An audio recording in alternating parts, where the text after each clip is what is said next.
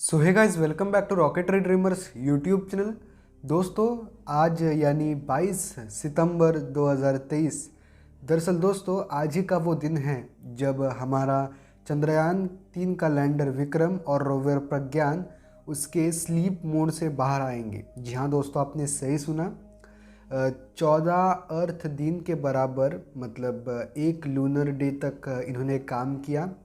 23 अगस्त 2023 एक ये जो दिवस है ये बेसिकली इतिहास में सुवर्ण अक्षरों में लिखा जाएगा, क्योंकि इस दिन भारत ने उसका सबसे पहला स्वदेशी लूनर लैंडर को सफलतापूर्वक सॉफ्ट लैंडिंग करवाई थी लूनर साउथ पोल पर।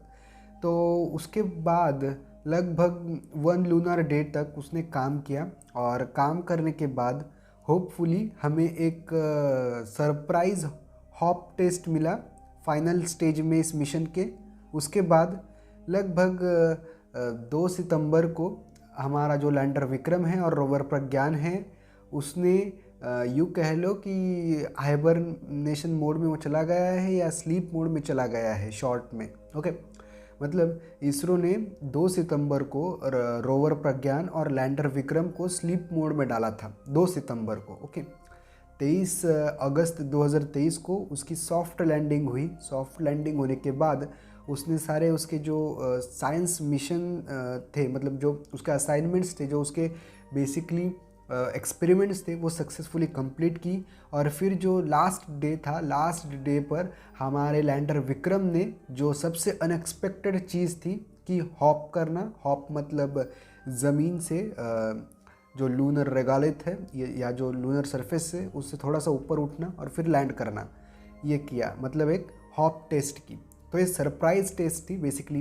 ये जो टेस्ट थी ये फाइनल स्टेज में की गई थी इस मिशन के, चंद्रयान 3 के। और फाइनली फिर 2 सितंबर को जो लैंडर विक्रम और रोवर प्रज्ञान है उसको स्लीप मोड में डाल दिया। और अब यानी 22 सितंबर को लगभग 14-15 दिन के बाद हम ऐसा होप कर रहे हैं कि चंद्रयान यानी चंद्रयान 3 का लैंडर विक्रम और रोवर प्रज्ञान फिर से उसके एक लंबे नींद से जागे, ताकि वो आने वाले कुछ अनेक असाइनमेंट्स या अनेक एक्सपेरिमेंट्स कंप्लीट कर सके। दरअसल वैसे तो ये मिशन सक्सेसफुल हुआ है, लेकिन एक उम्मीद लगाई जा रही है कि क्या मतलब ऐसा हो सकता है। तो डेफिनेटली यार हो सकता है। वो कैसे, आइए इस वीडियो में हम थोड़ा सा आपको एक्सप्लेन करने की कोशिश करते हैं। देखिए दोस्तों, सबसे पहले जो पॉइंट है शिव शक्ति पॉइंट, जहाँ चंद्रयान 3 का लैंडर विक्रम उतरा है, वो उस लैंडर पर बेसिकली अभी जो मतलब मून राइज है वो हो चुका है। मून राइज नहीं यार, सनराइज जो है वो हो चुका है। ओके, मतलब जो ये बेसिकली शिव शक्ति पॉइंट है जिसको इंडिया ने नाम दिया है बेसिकली, मतलब इंडिया ने जो नाम दिया है शिव शक्ति पॉइंट, जहाँ चंद्रयान 3 उतरा है, वो उस जगह पर अभी बेसिकली सनराइज़ हो चुका है। ओके, और बेसिकली सनराइज़ होना ये सबसे बड़ी डील नहीं है। डील ये है कि सनराइज़ होने के बाद जो सन रेज़ है वो सन रेज़ हमारे लैंडर विक्रम और रोवर प्रज्ञान पर पड़े, ताकि उनका जो सिस्टम है वो थोड़ा बूटअप हो जाए, ताकि वो उस स्लीप मोड से या हाइबरनेशन मोड से बाहर आ सके। ओके, इसके लिए बेसिकली हमें एक प्रकार का वोल्टेज चाहिए होता है। मतलब मैंने बेसिकली एक सर्किट डायग्राम देखा था हमारे प्रज्ञान रोवर का। उसमें बेसिकली एक प्रकार का ना हमें एक वोल्टेज चाहिए होता है हमारे इस पूरे सिस्टम को चालू करने के लिए, या यूँ कह लो कि उस स्लीप मोड से बाहर निकालने के लिए। तो वही प्रकार का वोल्टेज हम जनरेट करने की कोशिश कर रहे हैं, शॉर्ट में बोलूँ तो। वैसे वो जो डायग्राम थी वो काफ़ी डिटेल में थी, लेकिन मैंने आपको शॉर्ट में बताया है। ओके, तो जो सनराइज़ है वो सबसे बड़ा डील नहीं है। डील ये है कि सनराइज़ के बाद के जो सनरेज़ आ रहे हैं वो सनरेज़ हमारे सोलर पैनल्स पर पड़े लैंडर विक्रम और रोवर प्रज्ञान के।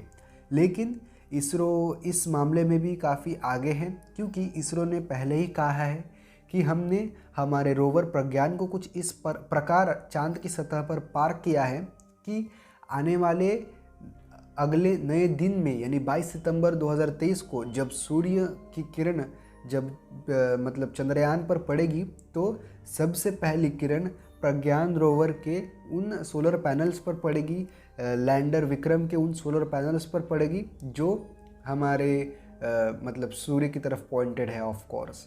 तो बेसिकली काफ़ी मतलब इसरो ने काफ़ी अच्छे खासे अलाइनमेंट्स करके रखे हैं ताकि जब भी सूर्य निकले तो उसके सीधे जो सन है मतलब जो रेज़ है वो हमारे सोलर पैनल्स पर आए, जो होने भी वाला है लगभग। बेसिकली जो सोलर पैनल है जो हमने अभी रखा है वो कुछ एक ऐसे एंगल पर रखा है जिस एंगल पर हमारे सीधे रेज आएंगे 22 सितंबर को। ओके, तो उसके साथ ही साथ जो रोवर का मतलब प्रज्ञान रोवर जो है उसका रिसीवर ऑन रखा है इसरो ने। उसके साथ ही साथ जो लैंडर है, लैंडर का भी रिसीवर ऑन रखा है आई गेस। उसके साथ ही साथ जो बैटरीज़ है वो ऑलरेडी चार्ज करके रखी है, क्योंकि मैंने कहा आपको कि बूटिंग करने के लिए भी आपको बैटरी लगती है। मतलब बूटिंग मतलब बेसिकली रीस्टार्ट। ओके, आपको अगर आपका कोई भी सिस्टम रिस्टार्ट करना है तो उसके लिए भी आपको एक पावर लगती है, और वो पावर कहाँ से आएगी, तो उनकी बैटरीज से आएगी। ओके, जो ऑलरेडी चार्ज्ड है। तो वही लैंडर विक्रम और रोवर प्रज्ञान की बैटरीज ऑलरेडी इसरो ने चार्ज करके रखी है, रिसीवर भी ऑन रखा है ताकि इन केस अगर CH2 यानी चंद्रयान 2 का जो ऑर्बिटर है वो सिग्नल भेजे या जो हमारा प्रोपल्शन मॉड्यूल है वो सिग्नल भेजे तो रिसीवर रिसीव करना चाहिए वो सिग्नल, इसलिए उसको ऑन रखा होगा।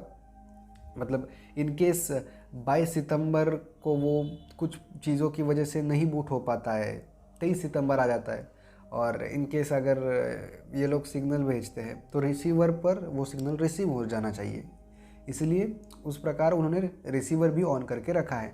उसके साथ ही साथ लेकिन होप हम ऐसे कर रहे हैं कि 22 सितंबर को ही पूरा जो सिस्टम है वो शुरू हो जाए, क्योंकि बेसिकली एक्सपेक्टेड जो सनराइज़ है वो हो चुका है उस जगह पर। मतलब 22 सितंबर एक ऐसी डेट है जिस दिन हमारा लैंडर और रोवर चालू होगा, ना कि सनराइज़ होगा। सनराइज़ एक्चुअली हो चुका है। ओके, 22 सितंबर को वो जो हमारा मतलब बेसिकली रोवर और लैंडर है वो कुछ प्रकार की लाइट उसको मिलेगी, मतलब उनके सोलर पैनल्स पर कुछ अमाउंट में क्वांटिटी में लाइट गिरेगी, सन रेज गिरेंगे, और तब जाकर वो बूट होगा। तो इसलिए 22 सितंबर डेट दी है, क्योंकि थोड़ा सा टॉलरेंस रहता ही है वहाँ भी, जहाँ हम मैन्युफैक्चरिंग में टॉलरेंस रखते हैं वैसे ही वहाँ भी होता है टॉलरेंस यार, क्योंकि थोड़ा बहुत प्लस माइनस होता है। आप कितनी भी कमांड यहाँ से भेजो, लेकिन जब तक वहाँ एक्चुअल में जो चीज़ हो रही है वो चीज़ होने के लिए थोड़ा सा हल्का सा टॉलरेंस होगा। तो वही बेसिकली अगर वो मतलब चालू भी नहीं होता तो लेकिन यार चालू भी नहीं होता तो मिशन सक्सेसफुल है। और वैसे भी अगर चालू भी नहीं होता हमारा पूरा ये सिस्टम लैंडर और रोवर, तो अनंत काल के लिए जो हमारा ये चंद्रयान 3 है, चंद्रयान 3 का लैंडर और रोवर, ये बेसिकली इंडिया का लूनर एम्बेसडर के नाम से जाना जाएगा, या वहाँ अनंत काल के लिए रहने मतलब रहेगा। ओके, सो काफ़ी यार कूल एक चीज़ है ये भी। पर मुझे बड़ी बात ये लग रही है कि बेसिकली जो हमारा चंद्रयान 3 है वो जगेगा। क्यों जगेगा, ये बड़ी बात क्यों है, क्योंकि अगर आपने गौर किया होगा तो चंद्रयान 1 को हमने कुछ महीनों के लिए ही डिज़ाइन किया था, लेकिन गेस वो 1 साल तक चला था। उसके बाद वो थोड़ा आउट ऑफ कंट्रोल हुआ, वो सब प्रॉब्लम हुआ। पर 6 महीने के लिए डिज़ाइन किया था और कुछ 1 साल चला था वो भी मिशन। और उसके बाद मार्स ऑर्बिटर मिशन है ही है। मार्स ऑर्बिटर मिशन को हमने 6 महीने के लिए सिर्फ डिज़ाइन किया था, लगभग 7-8 साल उसने मार्स की ऑर्बिट में निकाले। ये काफ़ी बड़ी बात है। उसके बाद चंद्रयान 3 के मतलब ऑर्बिटर को हमने लगभग 6 या 7 साल तक या 7.5 साल तक एक्टिव रहने के लिए बनाया है। अब देखते हैं वो कितना एक्टिव रहता है। और वैसे प्रोपल्शन मॉड्यूल जो हमारा अभी चल रहा है चंद्रयान 3 का, उसको सिर्फ़ और सिर्फ हमने 6 महीने के लिए एक्टिव रहने के लिए बनाया था। मतलब 6 महीने तक वो वर्किंग कंडीशन में रहेगा लूनर ऑर्बिट में। लेकिन अभी की कंडीशन अगर हम देखें तो 1 साल से भी ज़्यादा वो वर्किंग कंडीशन में रह सकता है लूनर ऑर्बिट में। तो ये काफ़ी बड़ी बात है। तो हम सब यही कोशिश कर रहे हैं, यही अनुमान लगा रहे हैं कि चंद्रयान 3 का लैंडर और रोवर भी इस प्रकार ही फिर से शुरू हो जाए। हम सिर्फ वो 14 दिन देखने नहीं आए हैं जो हमें एक 1 लूनर डे में देखने को मिलता है। बेसिकली जैसे मैंने कहा कि हम वो 14 दिन 14 डेज़ नहीं देखने आए हैं जो मतलब 1 लूनर डे के बराबर होता है। वो 14 दिन हम देखने नहीं आए हैं, हम इसरो का वो जज्बा देखने आए हैं जो मार्स ऑर्बिटर मिशन तथा चंद्रयान 1, चंद्रयान 2 और अब चंद्रयान 3 तक चालू है, और एस्ट्रोसैट को भी इंक्लूड करके अब आने वाले दिनों में एक्सपोसैट भी लॉन्च होगा, वो बात अलग है। लेकिन आदित्य L1 भी हम कैरी फॉरवर्ड ऐड कर सकते हैं उसमें। तो हम इन सारे मिशनों का मतलब इन सारे मिशनों में जो इसरो ने जज्बा दिखाया है, उसी जज्बे को हम फिर से देखने आए हैं चंद्रयान 3 के इस पूरे मतलब जो हमारा मेन मिशन था उसके बाद का भी। ओके, मतलब जो प्राइमरी मिशन था वो तो कंप्लीट हुआ है, अब अगर ये रीबूट होता है तो वो सेकेंडरी मिशन होगा। तो उम्मीद करते हैं कि भैया ये बूट हो जाए सक्सेसफुली, और अगर ये बूट होता है तो भैया हम आने वाले कुछ दिनों में फिर से उसको नए नए एक्सपेरिमेंट्स के लिए बना सकते हैं, मतलब अलग अलग एक्सपेरिमेंट्स उस पर प्लान कर सकते हैं। उसके साथ ही साथ अगर हम देखें तो जो हमारा मतलब आने वाला दिन जो लूनार डे है जब वो ख़त्म होगा, तो जैसे कि इस बार पिछले बार हमने हॉप टेस्ट किया था, हो सकता है कि इसरो इस बार एक सरप्राइज़ टेस्ट दे सकता है, कर सकता है, जिसमें हम लैंडर को और थोड़ा ऊपर उठा सकते हैं, थोड़ा सा टिल्ट कर सकते हैं, मतलब एक थोड़ी सी ऑर्बिटल वेलोसिटी, थोड़ी सी वर्टिकल वेलोसिटी, थोड़ी सी जगह चेंज, फिर से लैंड। ओके, तो कुछ इस प्रकार, ताकि इससे क्या होगा ना कि प्रज्ञान रोवर जो है ना उसका जो मतलब जो सर्च करने का एरिया है या जो रिसर्च करने का एरिया है वो बढ़ेगा, और वो अगर बढ़ा तो काफ़ी बड़ी बात है। हमें कई जगहों का बैकअप मतलब कई जगहों का डाटा वगैरह मिल सकता है। उसके साथ ही साथ बैकअप की बात करते हैं, कम्युनिकेशन लिंक के बारे में, वो सब देखिए इसरो के पास सिर्फ प्रोपल्शन मॉड्यूल की कमी नहीं है, मतलब प्रोपल्शन मॉड्यूल ही डाटा ट्रांसफ़र करेगा ऐसी भी बात नहीं है। चंद्रयान 2 का भी ऑर्बिटर है।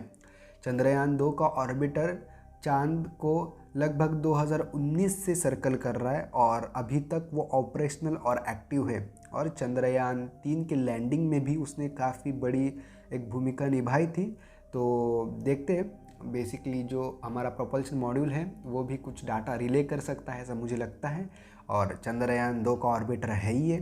तो चंद्रयान 3 का प्रोपल्शन मॉड्यूल, चंद्रयान 2 का ऑर्बिटर, ये दोनों भी जो हमारे क्राफ्ट्स हैं वो फुल्ली रेडी हैं डाटा रिसीव करने को और ट्रांसफ़र करने को इसरो के telemetry tracking and command network ISTRACT Bengaluru में, और तब जाकर हमें पता चलेगा कि हमने कितनी सफलता हासिल की है। ये काफ़ी एक बिग बोनस मिशन होगा अगर ये वास्तव में रिबूट होता है तो। देखते हैं, चंद्रयान 3 भी आने वाले, जैसे मैंने दिनों में कहा कि अगर वो एक वर्टिकल टेक ऑफ, होवर और फिर लैंडिंग या short distance vertical take off करता है तो काफ़ी बड़ी बात होगी वो भी। लेकिन देखते हैं कैसा क्या होता है। लेकिन इस वीडियो में इतना ही, मिलेंगे किसी और वीडियो में, तब तक के लिए जय हिंद, वंदे मातरम।